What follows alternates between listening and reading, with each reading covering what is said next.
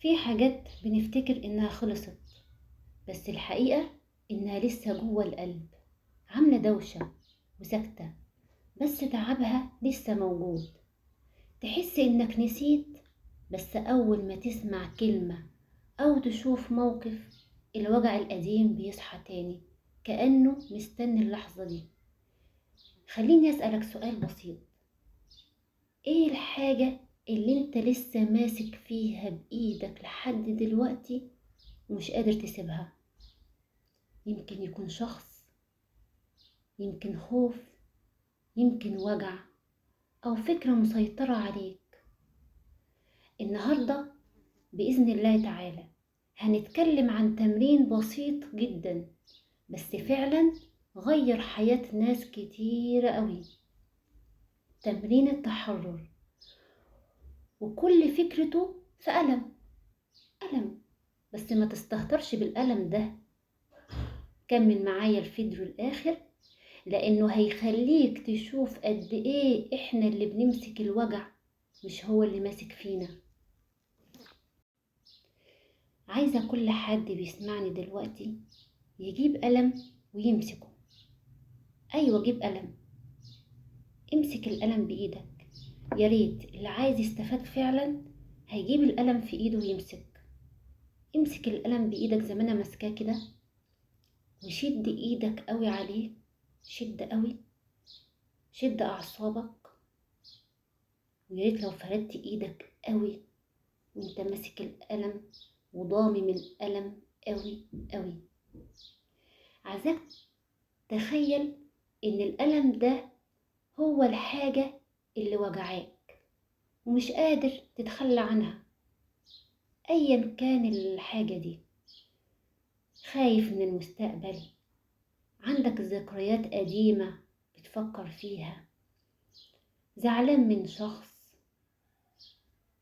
او عندك افكار سلبية عن نفسك. ايا كان الحاجة اللي انت ماسك فيها هو الألم ده. تخيل الحاجة اللي انت زعلان منها، تخيل الشخص اللي خذلك، تخيل الخوف. انت ماسك، وانت ماسك الألم وعمال تشد قوي. يا ريت كل اللي بيسمعني يعمل نفس اللي بعمله، يمسك الألم ويشد عليه قوي. شد الألم جامد، حس بالإيد، حس بإيدك وهي بتتوتر وبتوجعك. حس قوي بالوجع اللي في ايدك. عايزة اقولك الألم مش السبب في وجعك، الوجع جه من التمسك. اسأل نفسك دلوقتي، هل الألم اللي انت ماسكه ده هو اللي بيتألم؟ هو اللي حاسس بالألم؟ هو اللي خلاص هيتخنق من شدك فيه وهيموت وتعبان؟ ولا ايدك اللي هي خلاص حاسة بتوتر وعمالة توجعك عشان مسكتك في الألم؟ أعتقد أنت هتجاوب على نفسك، لأنك أنت الوقت حاسس بالألم. لأنك أنت مجرد ما تسيب الألم، سيب كده الألم، الله، هتحس براحة وتحس إن إيدك ارتاحت. أول ما تسيبه هتحس براحة غريبة جدا، مش لأن الألم اختفى، لا، الألم موجود، لكن لأنك قررت تسيب الألم، قررت تسيب اللي انت ماسك فيه، اللي كان مأثر فيك. أخدت قرار انك تسيبه، وهو ده التحرر. بكل بساطة هو ده التحرر، مش انك تنسى الموقف او تنسى الألم او تهرب منه، لا، لكن انك تبطل تمسك الحاجة اللي خلاص وجعتك. كفاية، انت ماسك فيها ليه؟ ايا كان الحاجة. الانسان بطبيعته بيحب يمسك في كل حاجة، يمسك في الناس، في الذكريات، في السيطرة على بكرة. كأن التمسك ده بيطمنوا، بس الحقيقة العكس خالص.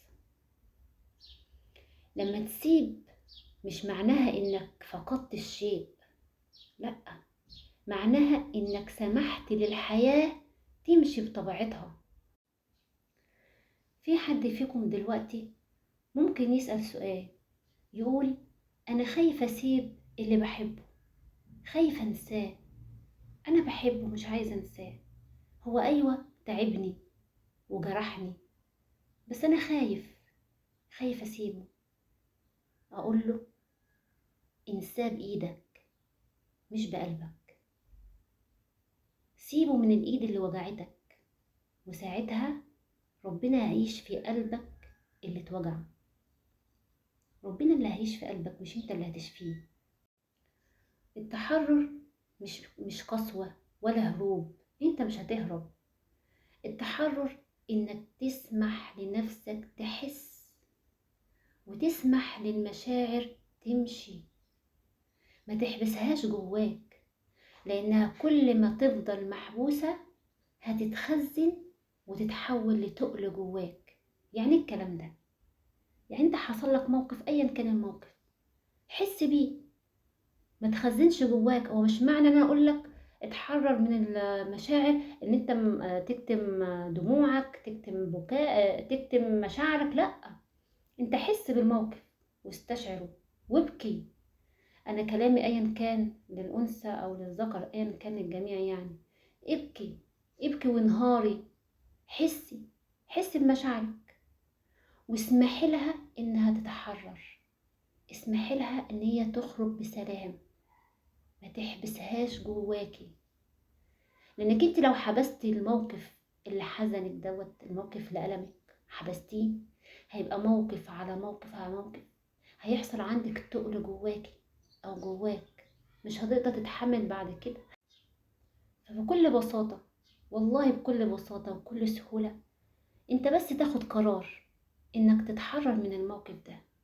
يعني اقعد مع نفسك او اقعدي مع نفسك، افتكري يا ستي الموقف اللي ألمك، افتكري الموقف المحزن واستشعري بيه وحسي بيه وابكي، بس تكوني محددة ان انا بعد ما هقوم من الجلسة اللي انا قاعدة بيها مع نفسي، بعديها خلاص انا هتحرر من كل المشاعر السلبية اللي جوايا.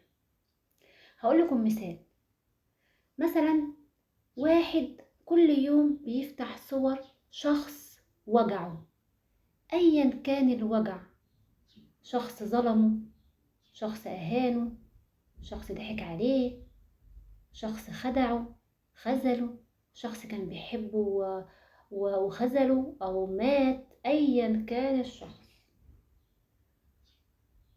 وكل يوم بيفتح الصور بتاعته وقاعد بيبص على الصور وبيفتكر بقى الذكريات وبيفتكر الكلام، ايا كان بقى الكلام. ما هو ممكن بقى يفتكر الكلام الحلو وبعدها يفتكر الكلام الوحش، فكله بيخش مع بعض. وهو ايا كان الموقف لو قعد يفتكر الذكريات الجميلة والكلام اللي هي كانت بتقوله له، والوعود والحاجات اللي انتوا عارفينها ديت، هيحس بألم. وبعد ما هيحس بألم، هيفتكر بقى الموقف بقى الأخير اللي هو في موقف الانفصال مثلا، أيا كان بقى، طلاق، موت، أيا كان،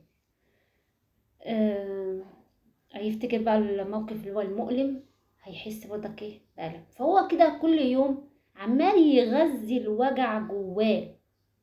هو عمال كل يوم يفتح الصور ويبص عليها ويقول ايه، ويجي بقى يقول ايه، انا مش قادر انسى، انا مش قادر انساه. وهي عمالة تقول انا مش قادرة انساه، انا بموت فيه، انا مش قادرة استغنى عنه. وهو عمال يقول انا بموت فيها، انا مش قادرة استغنى عنها. الله يصلح حالكم. المهم، بس الحقيقة انه لسه ماسك في الألم. شفت الألم؟ انت لسه ماسك فيه. هو الألم ما عملش حاجة، هو الألم ما قالكش امسكني، الألم ما قالكش ايه امسكني، مش هو اللي جه واتحط في ايدك واتمسك، لا، انت اللي مسكت الألم، وانت اللي عمال تشد فيه قوي قوي قوي، وانت اللي متمسك بيه قوي. فانت كده، انت كده عمال تغذي الوجع اللي جواك. يعني ايه بتغذيه؟ عمال كل يوم تفتكر تفتكري الوجع وتبكي وتعيطي وتقولي مش هو اللي عمل وهو اللي سوى وانت بدك هي اللي عملت، وعمال تفتكروا الاوجاع، هتنسى فين؟ مش هتنسى طبعا، ولا انت هتنسي. يبقوا قابلوني بقى، قابلوني بقى لو نسيتوا يعني. المهم لو ما سمعتوش الكلام يبقوا قابلوني، اما انت هتسمعوا الكلام ان شاء الله، وانتوا يعني متابعين شاطرين وكده ان شاء الله باذن الله هتسمعوا الكلام وهتمشوا بالتمرين ده باذن الله تعالى. اول خطوه تتحرر منها انك توقف السلوك اللي انت بتغذي بيه الوجع. يعني توقف السلوك، يعني خلاص الصور تتحذف، يعني خلاص الذكريات انا مش هفكر فيها، يعني خلاص انا اخدت قرار ان انا هحرر نفسي من اي افكار سلبية. تاخدي قرار بصوت عالي، تسمع نفسك، مش بينك وبين نفسك كده هو طبعا بينك وبين نفسك دي اهم حاجة، بس بينك وبين نفسك وبصوتك وبدعاء، وتلتجئ الى الله وتفوض امرك الى الله. والله أنا شايفة العلاقات ديت يعني مهمة جدا جدا في حياتنا، ولكن للأسف هي مؤلمة جدا مع ناس كتيرة جدا. إن شاء الله بإذن الله الموضوع ده احنا هنتعمق فيه كتير جدا بعد كده بإذن الله تعالى. تعالى ناخد مثال كمان. واحد مثلا عايش في خوف مستمر من بكرة، هو دايما عمال يفكر في بكرة، قاعد حاطط ايده على خده وعمال يفكر بكرة في ايه. طب انا بكرة هجيب فلوس منين؟ طب انا بكره هينزل لي فلوس كام؟ طب انا بكره مش عارفه ايه اللي هيحصل. طب انا بكره عمال يفكر في بكره، يفكر في بكره، تفكير زياده عن اللزوم. هو اي نعم كلنا بنفكر في بكره، ولكن على حسب انت بتفكر ازاي. هو بيحسب كل حاجه كانها لازم يسيطر على كل تفصيله. هنا بقى الالم اسمه ايه؟ اسمه الخوف. الالم اللي هو ماسكه اسمه الخوف، خايف. أول خطوة عشان يحرر نفسه منها، قول لنفسك كفاية تفكير، أنا هسيبها على ربنا. سيبها على ربنا، توكل. احنا مش أول ما بنخرج من باب المنزل بنقول بسم الله توكلنا على الله؟ أول حاجة أنت بتوكل على الله، سيبها على الله، توكل على الله. ما أنت إزاي تقول توكلت على الله وإزاي قاعد بتفكر في بكرة؟ مش عيب إنك تفكر في بكرة، أنت امسك القلم والورقة وخطط لبكرة، بس هتخطط إزاي؟ هي ديت الحاجة اللي انت المفروض تتعلمها. ازاي اخطط لبكرة؟ ازاي اتعلم حاجة بكرة؟ ازاي اطور نفسي بكرة؟ مش تقعد تفكر في الاحداث اللي هتحصل بكرة. حلو انك تفكر في الاحداث اللي هتحصل في بكرة، بس في احداث ايجابية، مش تفكر في الاحداث السلبية. ماشي؟ يبقى تحرر بقى من التفكير ده، وقول لنفسك كفاية تفكير، انا هسيبها على ايه؟ على ربنا. ممكن شخص تاني يقول لي طب انا فقدت انسان غالي جدا عليا، زي مثلا وفاة زوجها، او وفاة زوجتك، او وفاة ابن او اخ او اب، ايا كان انت فقدت انسان غالي عليك. انا مش هقولك انك هتنساه، لانك اصلا مستحيل تنساه، وخصوصا لو هو انسان، لو هو الشخص ده ايا كان بقى يا جماعة ذكر او انثى، لو هو الشخص ده كان انسان فعلا غالي عليك، كان انسان بيراعي ربنا فيك، فصعب جدا تنساه. بس مش معنى انك تنساه انك تفضل قاعد حاطط ايدك على خدك وقاعد حزين وقاعد ماسك الذكريات والاحداث اللي كانت بتحصل بينكم وتقعد تبكي ليل ونهار. لا، هو طبعا الحاجات دي كلها بتحصل وحصلت، يعني اسألوني. بس خلاص بقى، انت لازم تقف. انت حدد لنفسك وقت، انا هفضي كل مشاعري وهفرغ كل مشاعري وهحس بمشاعري وهحس بكل حاجة وهفرغها. هتيجي بعد كده والله لما تفتكروا الشخص ده انتوا مش هتنسوه، لان هو هيبقى معاكم على طول، وخصوصا زي ما قلت لكم لو هو شخص لان في اكيد في ناس فيكم دلوقتي هيقولوا انا ما صدق انها هتموت، هي بس تموت النهارده وانا اروح اتجوز بالليل، يعني انا هدفنها من كده واروح اتجوز كده. عارف انت بتقول كده ليه؟ لانك انت مش حاسس بقيمتها، وانت التانية برضه ممكن تقولي بينك وبين نفسك يا ريت يا ستي يموت وارتاح منه. ما انت يا حبيبتي مش حاسة بقيمته. انت لو سألتي واحدة أرملة دلوقتي ولا واحدة مطلقة هتعرفك قيمة الراجل.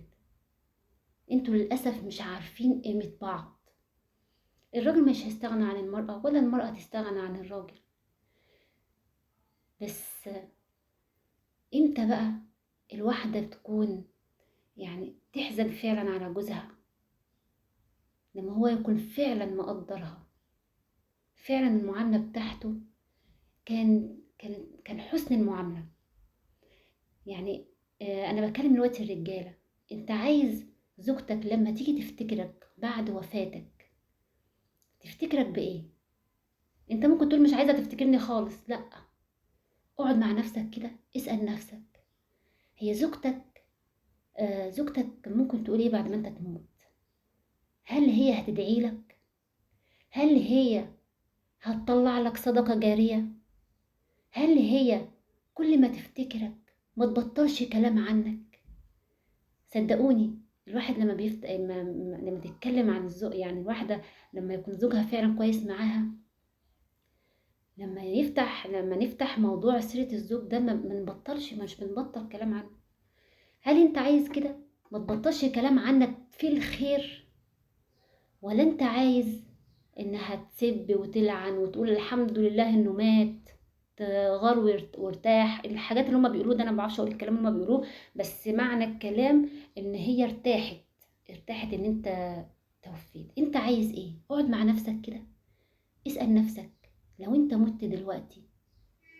طبعا غير انت هتبقى قدام ربنا ايه، انا بسألك بس على زوجتك. يعني زوجتك هتبقى عاملة ازاي؟ هتبقى مبسوطة ولا فعلا هتزعل عليك؟ انا مش هبقى مبسوطه ان هي تزعل عليك. هي يعني انت مش هتبقى مبسوطه ان هي تفضل حزينه عليك وتلبس اسود والكلام ده كله. لا، ده الكلام ده كله فاضي، يعني مش حقيقي. هو الحزن مش انك يعني مش ان انا افضل لابسه اسود وان انا افضل اعيط ليل ونهار لا، مش كده خالص. ايوه انا زعلت انه توفى، ولكن خلاص انا هعيش حياتي. بس هعيش حياتي وهو ذكرته معايا بقى بايه؟ لما نفتكرك كده، لما تفتكرك تطلع لك صدقة، تدعي لك، تربي ولادك تربية صالحة، وأولادك يدعوا لك ويطلعوا لك صدقة. انت عايز كده ولا عايز بعد ما تموت ما حدش يسأل فيك ولا في صدقة ولا في دعاء ولا في أي حاجة ترجع لك؟ شوف انت عايز ايه، وانت اللي هتقرر انت عايز ايه.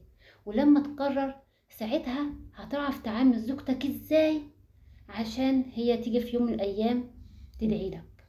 طبعا الحاجات دي ان شاء الله باذن الله هنتعمق فيها بعد كده باذن الله تعالى، لان انا يعني العلاقات بالذات انا حابه اتخصص في العلاقات بالذات باذن الله تعالى. وانتي برضك، والكلام برضك موجه للزوجه. انتي عايزه لما تموتي، ربنا يديكي طول العمر يعني، بس لما كده كده هنموت كلنا، لما تموتي جوزك ما يصدق انك متي وارتاح منك، كان هم ونزاح، ولا يدعي لك؟ مش معنى ان هو لو راح يتجوز يبقى هو ما كانش بيحبك. مش معنى ان هو راح يتجوز يبقى هو ما صدق خلص منك. لا لا لا خالص. ولا الزوجة حتى اللي زوجها متوفي راحت اتجوزت يبقى هي ما كانش بتحب زوجها، لا خالص. بالعكس، هي دي الدنيا ماشية كده يعني. انا ما بتكلمش على الزواج بس، انا بتكلم ايا كان هو اتجوز هي اتجوزت، انا بتكلم على الميت نفسه بقى. هل هندعي له؟ يعني هل هو جوزك هيدعي لك؟ هيطلع لك صدقة جارية؟ هيطلع لك كل يوم صدقة عشان القبر بتاعك ينور؟ هل هو هيعمل كده ولا مش هيعمل كده؟ اسألي نفسك. هل انت منكدة عليه ولا مش منكدة عليه؟ اسألي نفسك. فصلحوا، فشوفي انت عايزة ايه. انت عايزة يدعي لك ويطلع لك صدقات، ولما يجيب سيرتك يجيبها بالخير ويبقى مبسوط ومبتسم كده ان هو جايب سيرتك وفرحان ان انت في الجنة بإذن الله تعالى، ولا يلعن اليوم اللي هو شافك فيه؟ شوفي انت عايزة ايه وقرري. قرارك ده هو اللي هيحدد علاقتك مع جوزك عامله ازاي. تعامليه بقى بالحسنى، تعامليه بقى مش كويس، شوف انت عايزه ايه. المهم احنا نرجع لموضوعنا. ف... فانت لازم تتحرر من حد غالي عليك، تفوض امرك لله، تقول يا رب، يا رب الألم ده تقيل عليا، خده مني، وسلم أمرك لله. قبل ما أختم، اسأل نفسك النهاردة زي ما سألتكم في أول كلامي، أنا عايزاك برضك تسأل نفسك بقى لوحدك كده، إيه الحاجة أو إيه الألم اللي لسه ماسكه بإيدي ومش قادر أسيبه. امسك الألم تاني كده، أيوة امسكه بإيدك تاني معلش، وشد عليه قوي، شد عليه قوي لحد ما تحس بالوجع. شد، اقفل ايدك جامد عليه وشد عليه قوي، حس بالوجع، وبعدين سيبه وقول من قلبك انا بسيب الألم وبسلم امري لله، وافوض امري الى الله، ان الله بصير بالعباد. وافوض امري الى الله، ان الله بصير بالعباد. وافوض امري الى الله، ان الله بصير بالعباد. استشعر عظمة الآية دي، استشعرها بقلبك، اسمعها بقلبك، سيبها تخرج بهدوء،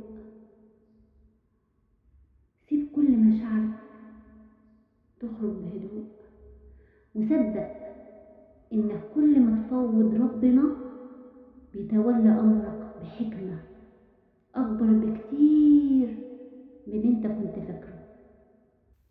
انا عارفة كتير منكم اول مرة يعمل التمرين ده ممكن تحس بشوية مقاومة، مش عايز يعني مش حاسس بحاجة او مش عايز تعمله، بس انت هتحس بشوية مقاومة، او مش عارف تفتكر حاجة في الوقت دوت، او هتحس دموع نازلة، او تحس بصمت غريب، انت ساكت.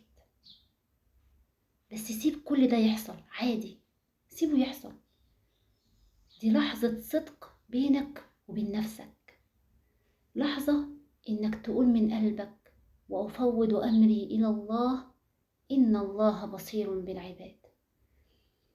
التمرين ده كل مرة تعمل فيها التمرين ده هتحس ان الحمل جوه قلبك بيخف شوية بشوية. يعني انت مش هتعمله مرة واحدة، انت في الاول هتعمله يعني مش اقل من اسبوع او 21 يوم. بعد كده كل في حياتك، احنا في حياتنا بنمر بمواقف كتيرة واحداث كتيرة، يعني مفيش حد مش هيمر. كل ما يحصل لك موقف مؤلم او حاجة تحصل لك انت مش متحملها، او مش شرط ما تكونش متحملها، يعني انت خلص نفسك اول باول عشان ما يحصلش عندك تراكم. اعمل التمرين ده اول باول على طول، كل مرة تحس ان قلبك بيخف شوية بشوية شوية بشوية، لحد ما تحس بسلام وهدوء، ويقولوا عليك ايه، انت رايق. مع السلامة. لا، قبل ما اقفل عايزاكم تكتبوا لي في التعليقات استشعرتوا بايه، حسيتوا بايه، ولو مش هتعلقوا على الفيس علقوا لي، يا ريت تكتبوا لي في الخاص، سواء ماسنجر سواء واتس سواء تليجرام، ايا كان في التواصل الاجتماعي. انا حابة اسمع واشوف الرسائل بتاعتكم، مدى التمرين اثر فيكم. هكون سعيدة بالمشاركة معاكم. ويا ريت لو انتوا عارفين حد محتاج يسمع الفيديو ده ارسلوه لاحبابكم، وجزاكم الله كل خير. مع السلامة.